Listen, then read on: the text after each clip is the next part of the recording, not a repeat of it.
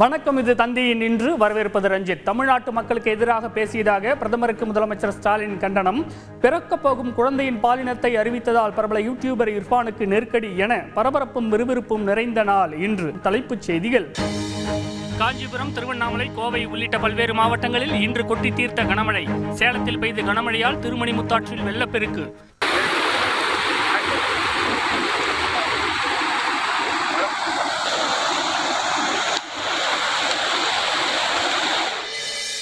தமிழகத்தில் கனமழை காரணமாக கடந்த 5 நாட்களில் 11 பேர் உயிரிழப்பு. 24 மற்றும் 25ஆம் தேதிகளில் கனமழைக்கு வாய்ப்புள்ளதாக வானிலை ஆய்வு மையம் இன்று தகவல். அடுத்த 4 நாட்களுக்கு மீனவர்கள் கடலுக்கு செல்ல வேண்டாம் எனவும் எச்சரிக்கை. ஒடிசா பிரச்சார களத்தில் தமிழகத்தைச் சேர்ந்த முன்னாள் IAS அதிகாரி VK பாண்டியன் மீது பிரதமர் மோடி மறைமுக தாக்கு. ஜெகநாதர் கோவில் பொக்கிஷ அறைசாவி தமிழகத்திற்கு அனுப்பி வைக்கப்பட்டுள்ளதாக விமர்சனம். ஒடிசா மக்களை தமிழ்நாட்டு மக்களுக்கு எதிராக தூண்டும் வகையில் பேசுவதா என முதலமைச்சர் ஸ்டாலின் இன்று கண்டனம். தமிழகத்திற்கு மே மாதத்திற்கான 2.5 TMC தண்ணீரை திறந்துவிட வேண்டும். கர்நாடக அரசுக்கு காவிரி மேலாண்மை ஆணையம் இன்று உத்தரவு. தனக்கு பிறக்கப் போகும் குழந்தையின் பாலினத்தை அறிவித்த பிரபல யூடியூபர் இர்ஃபானுக்கு சிக்கல். யூடியூப் சேனலில் வெளியிட்ட வீடியோவால் வெடித்தது சர்ச்சை. விசாரணை குழு அமைத்து சுகாதாரத்துறை நடவடிக்கை. சென்னை எண்ணூரில் அம்மோனியா வாயு கசிவு ஏற்பட்டு ஏராளமானோர் பாதிக்கப்பட்ட வழக்கு. தமிழ்நாடு மாசு கட்டுப்பாட்டு வாரியம் குறிப்பிடும் தொகையை இழப்பீடாக வழங்க தென்மண்டல பசுமை தீர்ப்பாயம் இன்று உத்தரவு. ஆலையை மீண்டும் திறக்க தமிழக அரசின் அனுமதி அவசியம் எனவும் அதிரடி. ஜூன் 4ஆம் தேதி பிரதமர் மோடி ஆட்சியை விட்டு செல்லப்போவது உறுதி. இந்தியா கூட்டணி 300 தொகுதிகளுக்கு மேல் வெற்றி பெறும் என்றும் டெல்லி முதலமைச்சர் அரவிந்த் கெஜ்ரிவால் இன்று நம்பிக்கை. லண்டனில் இருந்து இன்று சிங்கப்பூர் சென்ற விமானம் நடுவானில் பயங்கரமாக குலுங்கியதால் பரபரப்பு.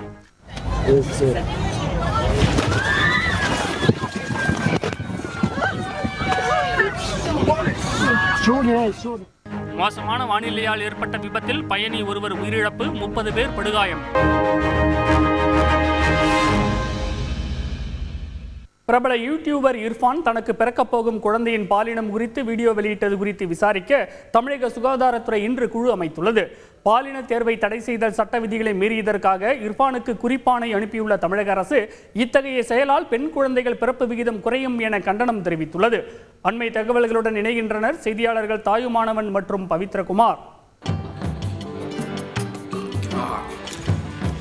கையேந்தி பவன் முதல் ஸ்டார் ஹோட்டல் வரை பல வகையான உணவுகளை ரிவ்யூ செய்யும் யூடியூபராக தொடக்கத்தில் அறியப்பட்டவர் இர்ஃபான். சினிமா விமர்சனங்கள், பிரபலங்களுடன் நேர்காணல், வெளிநாட்டு சுற்றுப்பயணங்கள் என இர்ஃபானின் வீடியோக்களுக்கு தனி ரசிகர் பட்டாளமே உருவானது.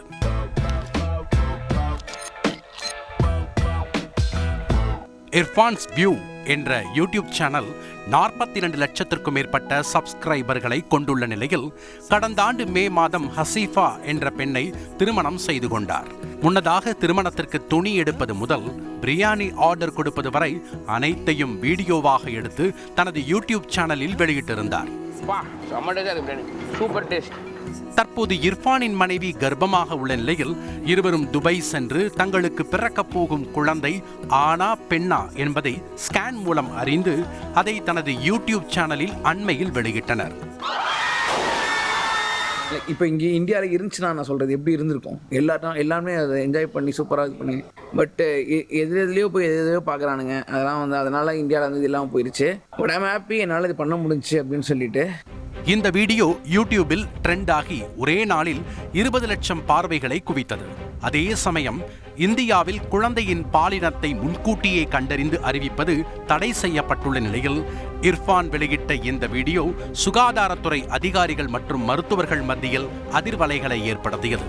இதையடுத்து இந்த விவகாரம் குறித்து விளக்கம் அளிக்குமாறு யூடியூபர் இர்ஃபானுக்கு சுகாதாரத்துறை இன்று நோட்டீஸ் அனுப்பியுள்ளது. இந்த விவகாரம் குறித்து மகப்பேறு மருத்துவர் சாந்தி ரவீந்திரநாத்திடம் பேசினோம். ஏன் இந்த பிரச்சனைக்கு தமிழக சுகாதாரத்துறை முக்கியத்துவம் கொடுக்கிறது என்றால், ஒரு இன்ஃப்ளூயன்சர் பல மில்லியன் ஃபாலோயர்ஸ் இருக்கிறாங்க. அவங்க சொல்றத வந்து பிளைண்டா நம்புறவங்க நிறைய பேர் இருப்பாங்க. ஸோ அந்த மாதிரி இருக்கும்போது பெண் கரு வேண்டாம் அப்படின்னு நினைக்கிறவங்களுக்கு இந்த மாதிரி துபாய்க்கு போயிட்டு நம்ம வந்து செக்ஸ் டிட்டர்மினேஷன் பண்ணிக்கலாம். அப்புறம் வந்து அந்த நாட்டிலயோ இல்லை வேற நாட்டிலயோ இல்லை இந்தியாவுக்கோ வந்து நம்ம வந்து வேற காரணங்கள் சொல்லி கருவை கலைத்துக் கொள்ளலாம் அப்படிங்கிற மாதிரியான ஒரு ஆப்ஷன் இருக்குங்கிறத வந்து வெளிப்படையா வந்து சொல்லும்போது இது ஒரு தவறான முன் உதாரணமாக இருப்பதற்கான வாய்ப்பு இருக்கின்றது. அது சமுதாயத்தில் வந்து ஒரு மோசமான பின் விளைவுகளை ஏற்படுத்துவதற்கான வாய்ப்பு இருக்கிறது என்ற வகையில் இது கண்டிக்கத்தக்க ஒன்றாக இருக்கின்றது. இர்ஃபானிடம் விசாரணை நடத்த 3 பேர் கொண்ட குழுவை சுகாதாரத்துறை அமைத்துள்ள நிலையில் தனது யூடியூப் பக்கத்தில் வெளியிட்ட வீடியோவை இர்ஃபான் இன்று நீக்கியுள்ளார். செய்தியாளர் தாயுமானவன் வழங்கும் கூடுதல் தகவல். தண்டனை உறுதி செய்யப்படக்கூடிய பட்சத்தில் இர்ஃபான் தம்பதியினருக்கு 10,000 ரூபாய் அபராதமும் 3 ஆண்டு வரை சிறை தண்டனையும் விதிக்க அதிக வாய்ப்பு இருப்பதாக சுகாதாரத்துறை வல்லுநர்கள் தகவல் தெரிவித்திருப்பதை பார்க்க முடிகிறது. ரஞ்சித், கூடுதல் விவரங்களுக்கு நன்றி தாயுமானவன். சென்னை ஐஐடியில் அமைக்கப்பட்டுள்ள இளையராஜா இசை ஆராய்ச்சி மையம் விரைவில் செயல்பாட்டுக்கு வரவுள்ளதாக அறிவிக்கப்பட்டுள்ளது.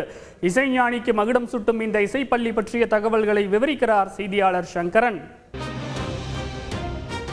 இசை உலகில் மிக பெரும் முத்திரைகளை பதித்து வரலாற்றில் அழியா புகழ் பெற்றவர் இசைஞானி இளையராஜா.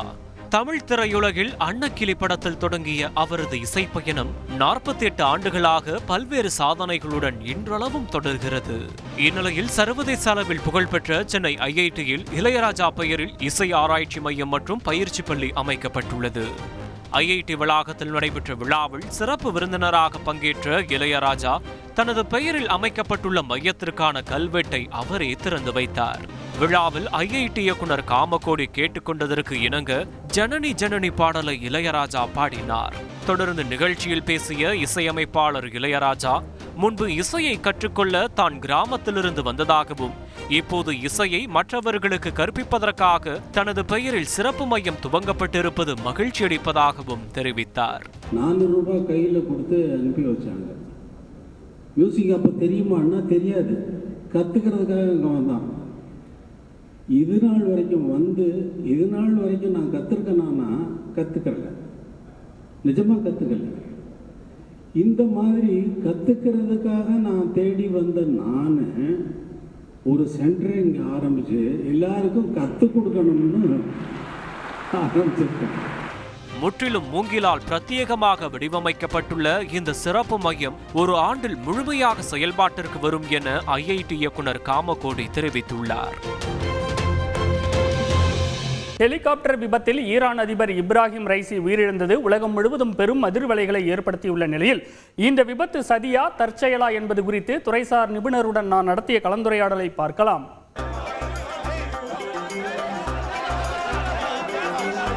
ஈரான் அசர்பைஜான் எல்லையில் நேற்று முன்தினம் நடைபெற்ற அனைத்திறப்பு விழாவில் பங்கேற்று திரும்பிய போது நிகழ்ந்த ஹெலிகாப்டர் விபத்தில் ஈரான் அதிபர் இப்ராஹிம் ரைசி, வெளியுறவு அமைச்சர் உள்ளிட்ட அதிமுக்கிய தலைவர்கள் கொல்லப்பட்டது உலக அளவில் அதிர்ச்சியையும் சர்ச்சையையும் ஏற்படுத்தியுள்ளது.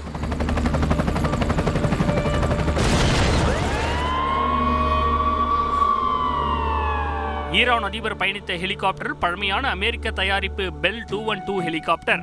பெல் நிறுவனம் 1968ஆம் ஆண்டு இந்த ரக ஹெலிகாப்டர்களின் உற்பத்தியை தொடங்கிய நிலையில் 1998ஆம் ஆண்டோடு நிறுத்திக் கொண்டது. சுமார் 57 அடி நீளமும் 13 அடி உயரமும் கொண்ட இந்த ஹெலிகாப்டர் 1300 கிலோவாட் திறன் கொண்ட என்ஜினுடன் கூடிய 2 ரோட்டர்களை கொண்டது. ஒரு பைலட், 14 பயணிகள் என அதிகபட்சம் 15 பேருடன் 17,000 அடி உயரத்தில் 439 கிலோமீட்டர் வேகத்தில் பறக்கும் திறன் கொண்ட பெல் 212 ரகத்தில் மொத்தம் 10க்கும் மேற்பட்ட ஹெலிகாப்டர்களை ஈரான் ராணுவம் இயக்கி வருவதாக கூறப்படுகிறது. 1979ஆம் ஆண்டு அமெரிக்கா விதித்த பொருளாதார தடைகள் காரணமாக ஈரான் புதிய விமானங்களை வாங்க முடியாததால் ராணுவத்திற்கும் போக்குவரத்திற்கும் மிக பழமையான விமானங்களையே நம்பியிருக்கும் பரிதாப நிலையில் உள்ளது. உதிரி பாகங்கள் கூட கிடைக்காததால் இந்த பழைய விமானங்களையும் முறையாக பராமரிக்க முடியாமல் நாட்டின் அதிபரையே பறிகொடுத்து நிற்கிறது ஈரான்.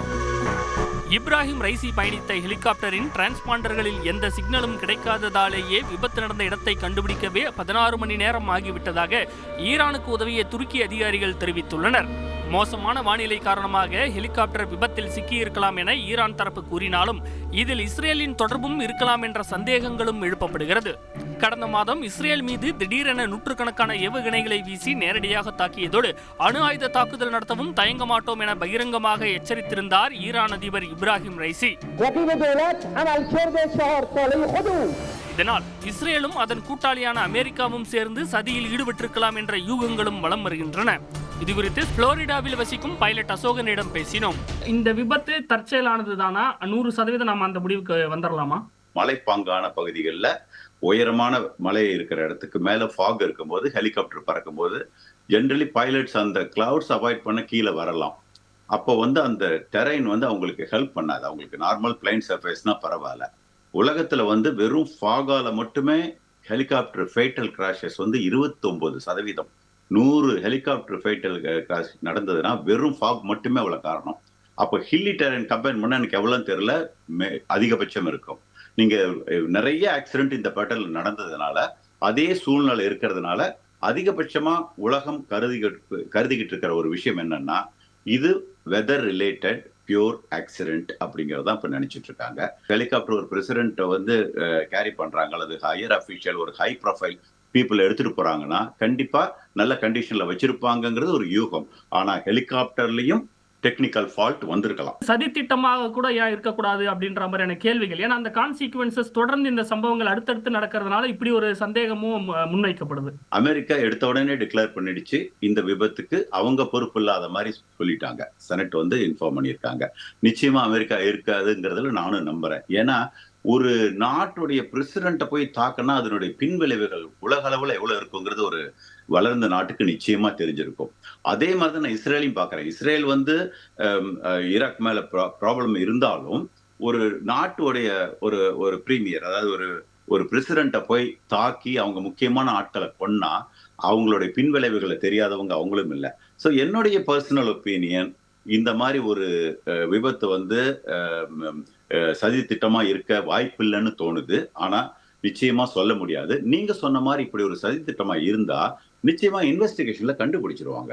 ஏன்னா அங்க வந்து ஏதாவது ஒரு பாம்பு அடிச்ச மாதிரியோ அல்லது கீழே இருந்து மிசைல் அட்டாக் ஏதாவது இருந்ததுன்னா நிச்சயமா இன்வெஸ்டிகேஷன்ல கண்டிப்பா அவங்களால கண்டுபிடிக்க முடியும்.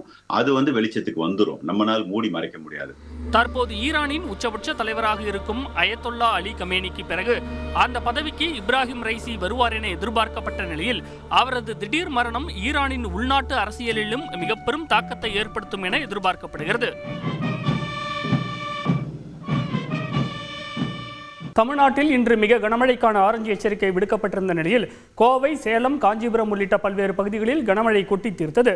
சென்னையில் 2 நாட்களுக்கு மழை தொடரும் என வானிலை மையம் தெரிவித்துள்ளது. தகவல்களை விவரிக்கிறார்கள் செய்தியாளர்கள் ரமேஷ், மணிகண்டன் மற்றும் செந்தில்குமார். தமிழ்நாட்டில் மே மாதத்தின் தொடக்கம் வரை வெயில் வாட்டி வதைத்து வந்த சூழலில் கடந்த ஒரு வாரமாக கோடை மழை தீவிரமடைந்து மாநிலம் முழுவதும் பரவலாக மழை பெய்து வருகிறது. இந்நிலையில் கனமழை காரணமாக கடந்த 16ஆம் தேதி முதல் 20ஆம் தேதி வரை 11 பேர் உயிரிழந்துள்ளதாக தமிழ்நாடு பேரிடர் மேலாண்மை துறை அறிவித்துள்ளது. கடந்த 24 மணி நேரத்தில் 12 கால்நடைகள் உயிரிழந்ததுடன் 24 குடிசைகள் மற்றும் வீடுகள் சேதமடைந்ததாக தெரிவிக்கப்பட்டுள்ளது. திருச்சி மற்றும் சுற்றுவட்டார பகுதிகளில் கொட்டி தீர்த்த கனமழையால் ஸ்ரீரங்கம், சமயபுரம், திருவானைக்காவல் கோவில்களில் தண்ணீர் புகுந்து பக்தர்கள் அவதியடைந்தனர்.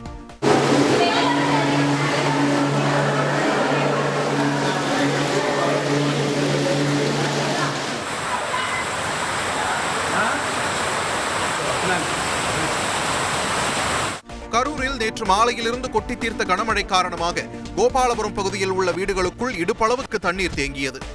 இதுகுறித்து கரூரைச் சேர்ந்த சண்முகம், சந்தியா கூறுகையில், பாம்போடு மழையில தாங்க முடியல.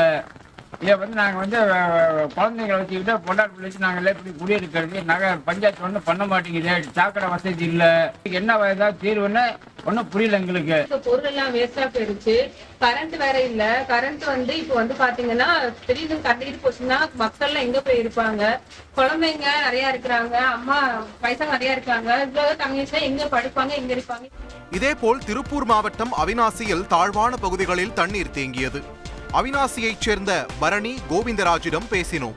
அத்திக்கடவு ஏரி அதுக்கு போட்ட ஏரி ஹைட் பண்ணி போடாதனால கொஞ்சம் தண்ணி மேலே வந்தோடனே அது ஸ்ட்ராங் இல்லாமல் அது முறிஞ்சு மறுபடியும் அதன் வழியுமாமல் தண்ணி பூரா வீட்டுக்குள்ளே வெளியே வந்துருச்சு. வீட்டுக்குள்ளே எல்லா மக்களும் அதில் பாதிக்கப்பட்டாங்க. ஒரு பெரிய மழைங்க, ரொம்ப தண்ணி வந்து நாங்கள் பார்த்ததே இல்லை. இவ்வளோ தண்ணி வந்து இந்த தடவை அதிகமாக வந்தங்காட்டி எங்களுக்கு கொஞ்சம் பயமாக இருந்தது. ஆனால் கொஞ்சம் அங்கங்கே பிடுங்கி மண்ணெல்லாம் அரிச்சிருச்சு. ஊருக்குள்ளே ஒரு 4-5 வீடு தண்ணி வந்துருச்சு. கரூர் மதுரை தேசிய நெடுஞ்சாலையில் குளம் போல் தேங்கிய மழை நீரில் கனரக வாகனங்கள் பழுதாகி நின்றதால் கடும் போக்குவரத்து நெரிசல் ஏற்பட்டது. மதுரை ஆரப்பாளையம் பகுதியில் புதிதாக அமைக்கப்பட்ட மேல்நிலை நீர்த்தேக்க தொட்டியில் தேங்கியிருந்த மழைநீர் வெளியேற்றப்பட்டதைத் தொடர்ந்து அதில் சிறுவர்கள் உற்சாகமாக குளித்து மகிழ்ந்தனர்.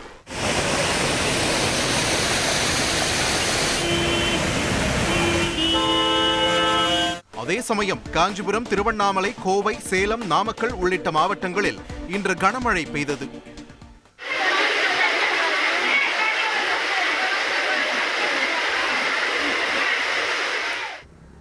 ரமேஷ், வங்கக்கடலில் காற்றழுத்த தாழ்வு பகுதி எப்போது உருவாக வாய்ப்புள்ளது? இதனால் எந்தெந்த மாவட்டங்களில் கனமழை பெய்யும்? வானிலை நிலவரம் என்ன? தென்மேற்கு வங்கக்கடல் பகுதியில் நாளை காற்றழுத்த தாழ்வு பகுதி உருவாகக்கூடும் என்று தகவல் தெரிவிக்கக்கூடிய வானிலை ஆய்வு மையம் நாளைய தினம் தமிழகத்தில் கன்னியாகுமரி, திருநெல்வேலி, தென்காசி மற்றும் தேனி ஆகிய மாவட்டங்களில் கனமுதல் மிக கனமழையும், தூத்துக்குடி, மதுரை, விருதுநகர், திண்டுக்கல் மற்றும் கோவை, நீலகிரி, திருப்பூர் ஆகிய மாவட்டங்களில் கனமழை பெய்யக்கூடும் என்றும், சென்னையை பொறுத்தவரைக்கும் நாளைய தினம் மிதமான மழைக்கு வாய்ப்பிருப்பதாகவும் தகவல் தெரிவிக்கப்பட்டிருக்கிறது. ரஞ்சித். நன்றி ரமேஷ். இன்று நிகழ்ச்சியில் இனி வருவது, சென்னையில் 13 ஆண்டுகளுக்கு முன்பு 1.5 வயதில் காணாமல் போன குழந்தையை கண்டுபிடிக்க AI தொழில்நுட்பம் மூலம் அவரது 14 வயது புகைப்படத்தை காவல்துறை தற்போது உருவாக்கியுள்ளது. நவீன தொழில்நுட்பத்தை பயன்படுத்தி காவல்துறை மேற்கொண்டிருக்கும் இந்த புதிய முயற்சி குறித்து விவரிக்கிறார்கள் செய்தியாளர்கள் பிரகாஷ், சாலமன் மற்றும் சசிதரன். கமல்ஹாசன் நடித்த சிங்காரவேலன் திரைப்படத்தில் 3 வயதில் காணாமல் போன குழந்தையை கண்டுபிடிப்பதற்காக புகைப்படத்தை வைத்து 18 வயதில் அவர் எப்படி இருப்பார் என்பதை கணினி மூலம் வடிவமைக்கும் காட்சி இடம்பெற்றிருக்கும். 90களில் உருவாக்கப்பட்ட இந்த காட்சி தமிழக காவல்துறையில் தற்போது அப்படியே நிஜமாக நடந்திருக்கிறது. சென்னை சாலிகிராமத்தைச் சேர்ந்த கணேஷ், வசந்தி தம்பதியின் 1.5 வயது பெண் குழந்தை கடந்த 2011ஆம் ஆண்டு வீட்டு வாசலில் விளையாடி கொண்டிருந்த போது காணாமல் போனது. குழந்தையை கண்டுபிடிக்க காவல்துறை உதவியுடன் 13 வருடங்களாக இந்த தம்பதி போராடி வரும் நிலையில் அந்த முயற்சியில் எந்த முன்னேற்றமும் ஏற்படவில்லை. இந்த சூழலில்தான் குழந்தையை கண்டுபிடிக்க சைபர் நிபுணர்களுடன் ஒருங்கிணைந்து காவல்துறையினர் ஒரு புதிய உத்தியை கையில் எடுத்துள்ளனர். 1.5 வயதில் காணாமல் போன பெண் குழந்தையின் புகைப்படத்தை வைத்து 14 வயதில் எப்படி இருப்பார் என்கிற தோற்றத்தை காவல்துறையினர் AI தொழில்நுட்பத்தில் உருவாக்கியுள்ளனர். குழந்தையின் சிரிப்பு, இயல்பான முகபாவனை என அனைத்து தோற்றமும் தத்ரூபமாக உருவாக்கப்பட்டு பெற்றோரிடம் காவல்துறையினர் காண்பிக்க தங்கள் குழந்தை நிச்சயம் இதுபோலதான் இருப்பார் என்று பெற்றோர் உற்சாகமடைந்துள்ளனர். இதுவரை எந்த தடயமும் கிடைக்காத சூழலில் மகளின் இந்த புகைப்படத்தால் புதிய நம்பிக்கை பிறந்திருப்பதாக அவரது பெற்றோர் தெரிவித்துள்ளனர். இதுகுறித்து கணேஷ், வசந்தி தம்பதி கூறுகையில், ஃபோட்டோ பார்த்தா கரெக்டாக இருக்குது, 95% கரெக்டாக இருக்குது. நாங்கள் எல்லாம் விசாரித்தோம் அதை பற்றி. 95% அது கரெக்டாக தான் இருக்கும், அதே மாதிரி தான் இருக்குன்னாங்க. நாங்கள் அது இப்போ ஃபோட்டோ வந்துடுச்சு. இப்போ பொண்ணு தான் இப்போ எங்கே இருக்குது எதுன்னு போலீஸ் காவல்துறை தான் கண்டுபிடிச்சி கொடுக்கணும். 11 வருஷமாக போராடி தான் இருக்கோம். இது நாள் வரைக்கும் நாங்கள் எந்த ஸ்டெப்பும் எடுக்காமல் இல்லை. 5-6 வருஷமாக சிசிபி கோர்ட்டு கேஸ் எல்லாமே இன்னமும் அலைஞ்சிட்ருக்கோம். கண்டிப்பாக கிடைப்பான்னு தான் எதிர்பார்த்துன்னு உட்காந்துட்டு.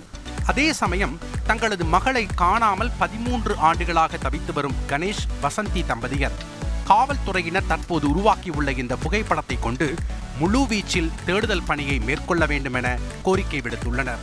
செய்தியாளர் பிரகாஷ் வழங்கும் கூடுதல் தகவல். நல்ல காரியத்துக்காக AI தொழில்நுட்பம் தற்போது பயன்படுத்தப்பட்டு இருக்கிறது. 2011ஆம் ஆண்டு சென்னையை சேர்ந்த கவிதா என்ற சிறுமி காணாமல் போனார். அவரை AI தொழில்நுட்பத்தை பயன்படுத்தி சென்னை காவல்துறையினர் தற்போது தேடி வராங்க. 2 வயதில் காணாமல் போன அந்த சிறுமியினுடைய புகைப்படத்தை கொண்டு தற்போது அவர் எப்படி இருப்பார் என்று ஒரு புகைப்படம் உருவாக்கப்பட்டு இருக்கிறது. அந்த புகைப்படத்தை இந்தியா முழுவதும் அனைத்து காவல் நிலையங்களுக்கும் அனுப்பி தேட சென்னை காவல்துறையினர் முடிவு செய்திருக்கிறாங்க. எப்படியும் தங்களுடைய குழந்தை மீட்கப்பட்டு விடுவார், தங்களுக்கு கிடைத்து விடுவார் என்ற நம்பிக்கையோடு குழந்தையினுடைய பெற்றோர்கள் காத்து கொண்டிருக்கிறார்கள். ரஞ்சித். நன்றி பிரகாஷ். லண்டனில் இருந்து சிங்கப்பூர் சென்ற விமானத்தில் கடுமையான டர்புலன்ஸ் காரணமாக பயணி ஒருவர் உயிரிழந்த சம்பவம் அதிர்ச்சியை ஏற்படுத்தியுள்ளது. சிங்கப்பூர் ஏர்லைன்ஸ் விமான நிறுவனத்திற்கு சொந்தமான போயிங் 777 விமானம் 211 பயணிகள் மற்றும் 18 விமான ஊழியர்களுடன் இன்று அதிகாலை லண்டனில் இருந்து சிங்கப்பூர் நோக்கி புறப்பட்டது. இன்று பிற்பகல் இந்திய வான்பரப்பை கடந்து வங்கக்கடல் மீது சுமார் 37,000 அடி உயரத்தில் பறந்து கொண்டிருந்த போது அடர்த்தியான மேகக்கூட்டம் மீது திடீரென விமானம் மோதியதால் நடுவானில் கடுமையாக குலுங்கியது. இதில் விமானத்தில் இருந்த பயணிகள் மற்றும் கேபினில் இருந்த பொருட்கள் தூக்கி வீசப்பட்டன.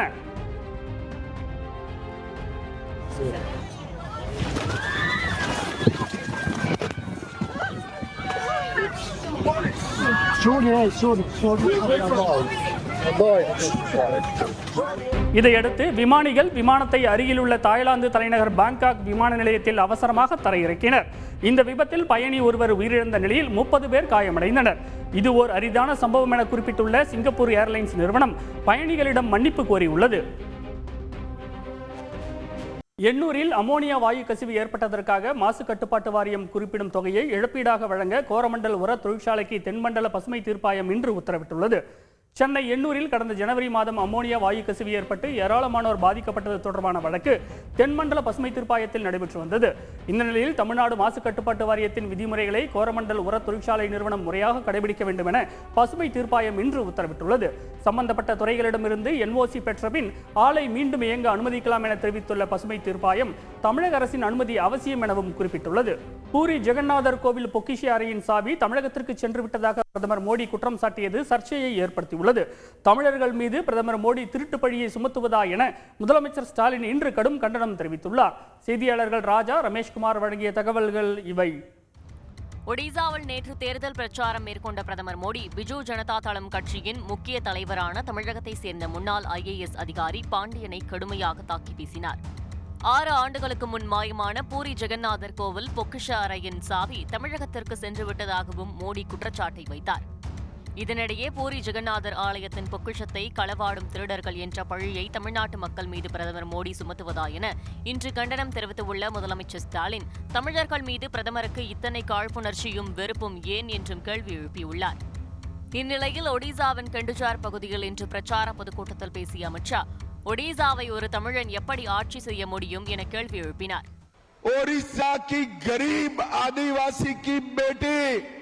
இது ஒடிசாவின் பெருமையை பறைசாற்றும் தேர்தல். ஒடிசாவை தமிழரால் ஆள முடியுமா? நான் உங்களுக்கு உறுதியளிக்கிறேன், பாஜக வெற்றி பெற்றால் ஒடியா பேசும் ஒருவரே இந்த மண்ணை ஆள்வார். தெலுங்கானா மாநிலம் செகந்திராபாத்தில் இருசக்கர வாகனத்தில் சென்ற தம்பதி மீது மரம் சரிந்து விழுந்த விபத்தின் அதிர்ச்சி CCTV காட்சிகள் வெளியாகியுள்ளன.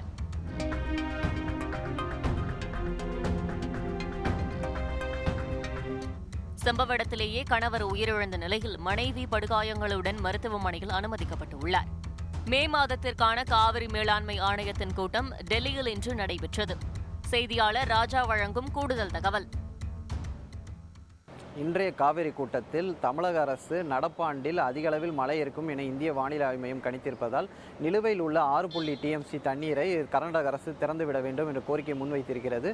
அதேபோல் ஜூன் மாதத்திற்காக 9 TMC தண்ணீரையும் கர்நாடக அரசு திறந்துவிடும் என்று 2 முக்கிய கோரிக்கைகளை முன்வைத்திருந்தது. கர்நாடக அரசு தற்போது குடிநீர் பிரச்சனை அங்கே நிலவி வருவதனாலும் போதிய அளவில் நீர் இருப்பு இல்லாத காரணத்தினால் தொடர்ந்து தமிழகத்திற்கு தண்ணீர் திறந்துவிட முடியாது என்று அவர்கள் தரப்பு வாதங்களை முன்வைத்தனர். இருதரப்பு கருத்துக்களையும் கேட்டுக்கொண்டு காவிரி மேலாண்மை ஆணையம் காவிரி ஒழுங்காற்றும் குழுவின் பரிந்துரைப்படி மே மாதத்திற்கான 2.5 TMC தண்ணீரை கர்நாடக அரசு திறந்துவிடும் என்று உத்தரவினை பிறப்பித்திருக்கிறது. மேலும் தமிழக அரசு இந்த மேகதாது விவகாரம் தொடர்பாக விவாதிக்கக்கூடாது என்ற தங்களது நிலைப்பாட்டை இந்த கூட்டத்திலும் திட்டவட்டமாக உறுதிப்படுத்தியிருக்கிறார்கள். ரஞ்சித், இன்றைய நாளின் முக்கிய நிகழ்வுகளை இதுவரை பார்த்தோம். பார்த்த உங்களுக்கு நன்றி. இது தந்தியை நின்று நான் ரஞ்சித். இனிய இரவு வணக்கம்.